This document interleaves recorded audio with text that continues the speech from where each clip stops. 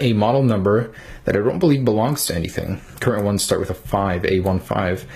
And oh man, this is where the details start faltering. Look at that. It's sideways a little bit. Apple would never do that, and it's cut off. But iPhone 8, AirPods with remote and mic, lightning to USB cable. Cool. All right, so there's the red one. I gotta say, it looks very, very good. I like the packaging. They did well. Now I have another color here too I'm gonna unbox. Let's take a look at these. I believe there's a gold one in here and a silver, I think.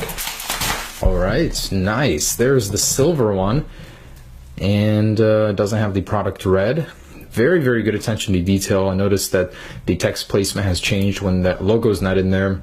The color is coordinated with the color of the device on the side, so very nice. They really need to fix the mistake with the misaligned text though. Okay, let's go ahead and unbox the red one just because I think it looks the best here. So hopefully the product inside has that same attention to detail. And here it is, guys, the moment we have been waiting all 9 months for. The iPhone 8. Nice. They even copied Apple packaging now with this. This is the most well-packaged device ever. Do they have Apple stickers? Please tell me. Nope. But hey, they do include something Apple doesn't, a SIM ejector tool. All right, here she is, guys. Something Apple would never do with a device without a home button is put a home button cutout on this protector, which I don't know why it needs one, but oh, everything just comes out here. So you have wired AirPods. They actually come with a lightning connector now. Dang, these guys are very crafty. And stuff you shouldn't use, these adapters.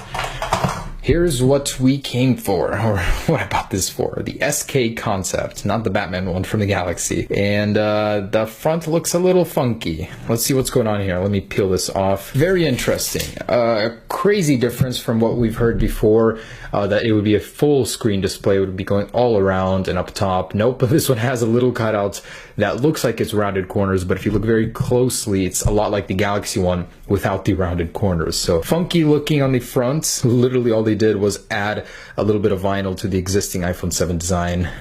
The red color is a little weird. It's like glossy. It's definitely a different shade of red. It doesn't have the matte effect going on, and it's a little more pinkish, orangish. Very interesting. The text on the back doesn't include the product red logo for whatever reason, and as you can see, it's reflective in silver, just like the Apple logo. So little tiny details here that are different than the real thing. Camera lens, probably a dud in there, but pretty tiny, especially compared to the one-to-one specs. It's a little bit elongated, different looking, but they tried, I guess. Power button here and some sort of plastic around it. It's not as elongated as it should be. It's even smaller than the stock iPhone power button, which is interesting. So little tiny design differences here. Not even one-to-one with the real thing size-wise. It's tinier. Front too. So let's go ahead and power it on and see what's lurking underneath the surface of this phone. Which bastardized version of iOS?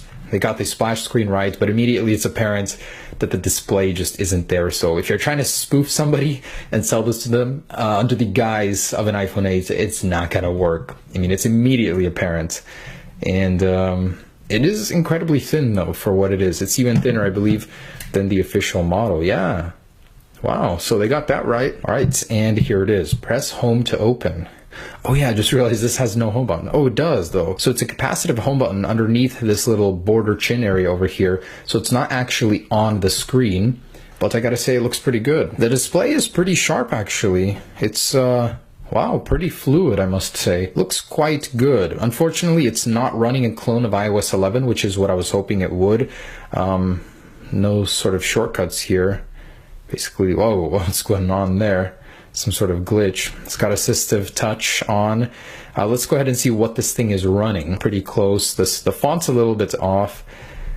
11.0.1. Whoa, that is so funny. Apple seems to have updated iOS 11 without us even knowing it, before the real one is even out. Interesting. 32 gigabytes, available 28 even. Cool. So pretty close here. It's got all the telltale signs, but I'm disappointed they didn't go and change all of the little things in iOS 11. They just made it seem like iOS 11. So there's spotlights, nothing really going on here. Edit, pretty close interface. So let's check out spotlight, notifications, A little bit interesting. Control center. What do we have for control center? Is there no control center? You're kidding me. Oh, okay, there it is. So iOS 11 night shift. This is the iOS 10 one, but you do have the 2 pages. Very, very good.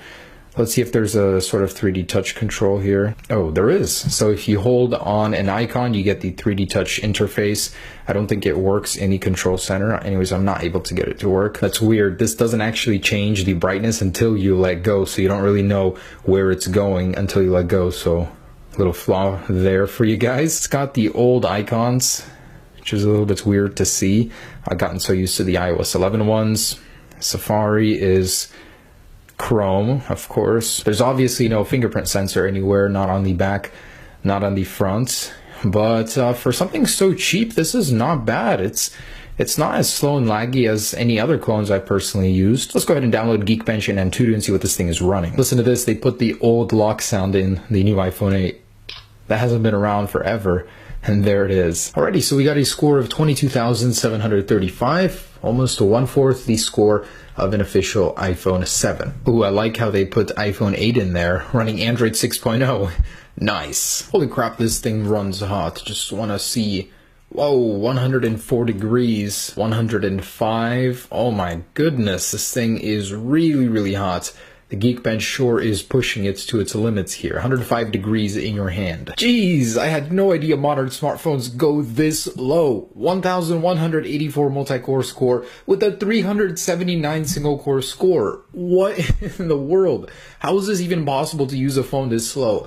But this is the iPhone 7. So, thank goodness, finding solace in that 5,913 multi-core score. Amazing. Anyways, guys, that is ridiculously slow. So performance-wise, the UI is pretty responsive. I'd have to say, like, they nailed that part down. It looks good. I wish they copied the iOS 11 style, but let's go ahead and test out that vertical camera. There must be so many improvements. I mean, Apple has completely taken the camera and swapped it sideways. This must mean good things for the camera quality. Let's go ahead and test it out. They did scam you on one thing, though. You can't actually change the video quality or any of those. It's just a placeholder.